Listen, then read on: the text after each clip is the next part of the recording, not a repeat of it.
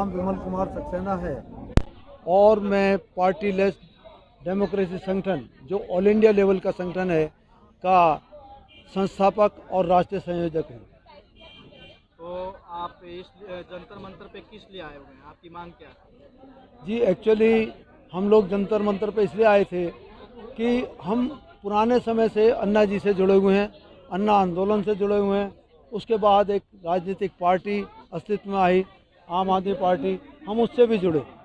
तो हमें एक जिज्ञासा थी कि देश बदलेगा, देश में बहुत कुछ बदलाव आएगा, लेकिन वो अपेक्षित बदलाव आए नहीं। और वो पार्टी भी जो कीचड़ साफ करने आई थी, वो पार्टी कीचड़ साफ ना कर करके वो पार्टी कीचड़ का ही एक हिस्सा बन गई। तो हमें लगा कि जब ये लोग काम नहीं कर रहे तो हमें क्या करना चाहिए।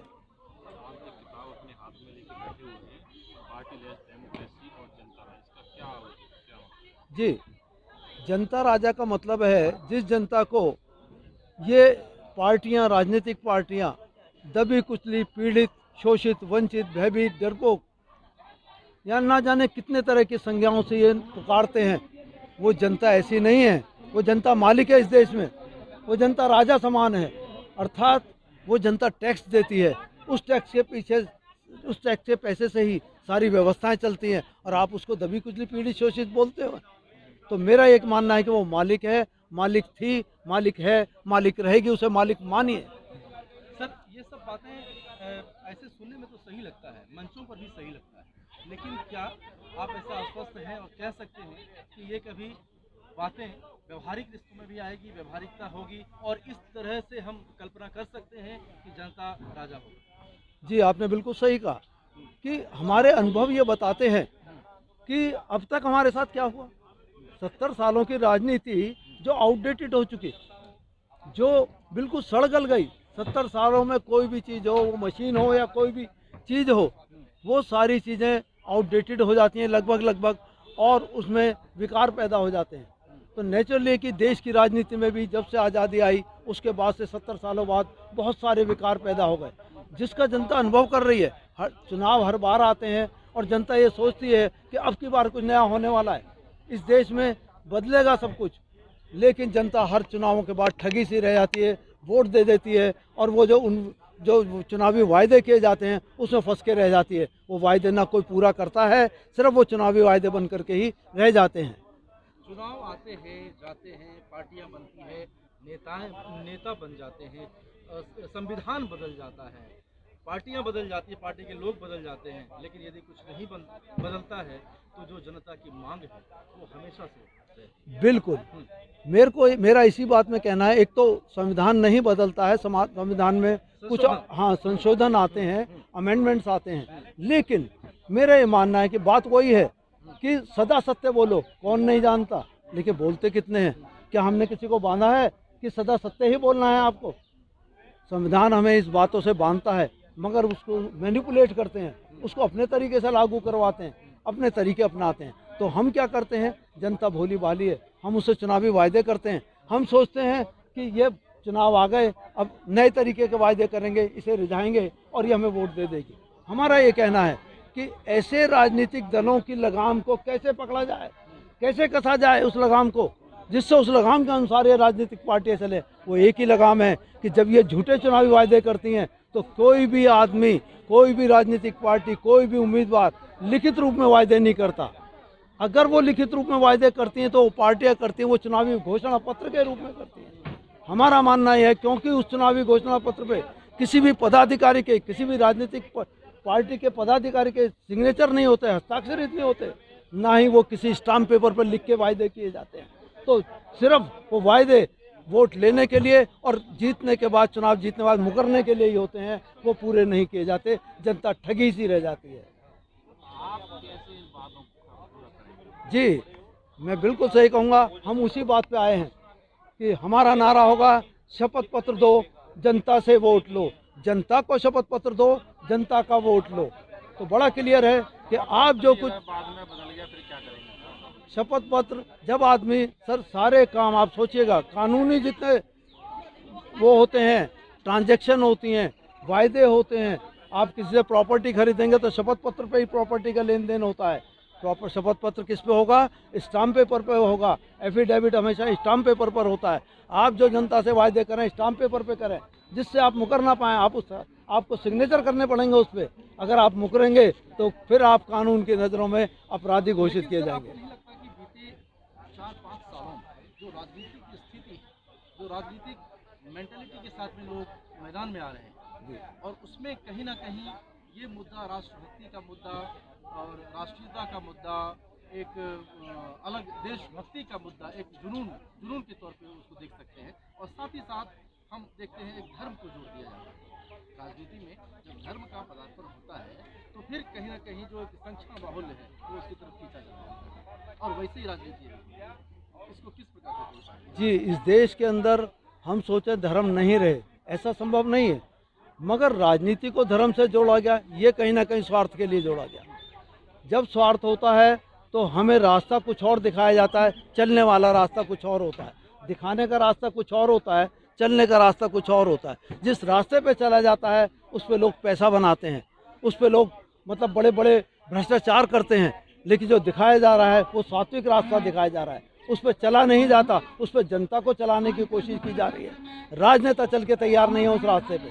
तो हमारा ये मानना है कि जब तक हम उन राजनेताओं को भी हम उसको अपनी लगाम से कसेंगे नहीं, ये जनता उसे कसेगी नहीं, तब तक वो धर्म की भांग जनता को पिलाते रहेंगे। नो डाउट कि धर्म को हम अलग नहीं कर सकते जनता की सोच से। हमें सरकार को किस तरीके से देखते हैं? जी, मौजूदा सरकार से हमारा यही कहना है सिर्फ कि आप जो कुछ भी जनता से वायदे करें वो लिखित रूप में करें। और लिखित रूप में आखिरी उसका वाक्य होगा उस एफिडेविट का कि अगर हमने ये वायदे पूरे नहीं किए तो कानून की नज़र में हमें अपराधी घोषित किया जाए। जब ये इस तरह का एफिडेविट देंगे तो ये ठीक उसी रिवॉल्वर की तरह होगा जो एक शरीफ आदमी रखता तो है अपनी रक्षा के लिए मगर जिंदगी भर चलाता नहीं है। वो रिवॉल्वर रखना ही इस बात का द्योतक है कि दूसरा उस पर आक्रमण ना कर सके। वो बाकायदा लाइसेंस की रिवॉल्वर होती है और लाइसेंस इसी बात का दिया जाता है कि आप अपनी सुरक्षा में चला सकते हैं, आत्म सुरक्षा में चला सकते हैं, मगर ज़बरदस्ती किसी को दबाएंगे नहीं। तो हमारा ये मानना है कि वो एक तरह का शपथ पत्र, इस तरह का हथियार है जो उस जनता के लिए है जो बेचारी भोली भाली है, जिसको कोई आगे से अब ठगा नहीं जा सकेगा। और ये वायदे इन नेताओं को पूरे करने, इन राजनीतिक पार्टी को पूरे करने होंगे। आते ही नेता मंत्री कानून को अपने हिसाब से जी आपको शपथ पत्र की क्या अहमियत रह जाएगी? सर, दो बातें आपके सामने हैं, सत्ता से पहले और सत्ता के बाद। सत्ता से पहले हम ये लगाम कस रहे हैं शपथ पत्र वाली, सत्ता के बाद राइट टू रिकॉल लाने का प्रोविज़न किया जाएगा, उसके बाद राइट टू रिकॉल लाया जाएगा और बहुत कुछ है अभी जिसमें करेंगे जी कैसे इसको इम्प्लीमेंट करेंगे? सर, इम्प्लीमेंट आपने नोटा किया ना अभी आते ही एक नोटा में ईमानदारी का पाठ पढ़ाते थे सत्ता में आने से पहले कि हम सबसे बड़े ईमानदार हैं, लेकिन आज उन्हीं के लोग मंत्री भ्रष्टाचार में जेल में हैं। जी बिल्कुल सही है, वो पाठ पढ़ाते हैं, अब उन्हें हमारा पाठ पढ़ना होगा, हमारी बातें समझनी होंगी। जनता को अपनी राजनीतिक सोच में 180 डिग्री का चेंज लाना होगा। अब राजनेता नहीं जनसेवक कहलाएंगे भाई साहब, इन्हें जनसेवा करनी होगी। टिकट पैराशूट कैंडिडेट को नहीं मिलेगा, सिर्फ उसी कैंडिडेट को टिकट मिलेगा जो जिसका आधार जनसेवा होगा। आपने कोरोना काल में देखा, सर सुनिए मेरी बात 2 मिनट और, आपने कोरोना काल में देखा कुछ लोग ऐसे थे जिन्होंने अपने शरीर की परवाह नहीं करी, अपने घर की परवाह नहीं करी, घर से निकलते थे पहला काम ही घर वाले टांग खींचते थे। वो लोग अपनी जान की परवाह के बगैर घरों में उन्होंने दवाइयाँ पहुँचाई, खाना पहुँचाया और तरह तरह से सिलेंडर पहुँचाए। तो क्या ऐसे लोगों को, जनसेवक लोगों को जब हम ताकत देंगे और चुनाव में जिताकर भेजेंगे शपथ पत्र के लेने के बाद, तो क्या वो देश का भला नहीं करेंगे?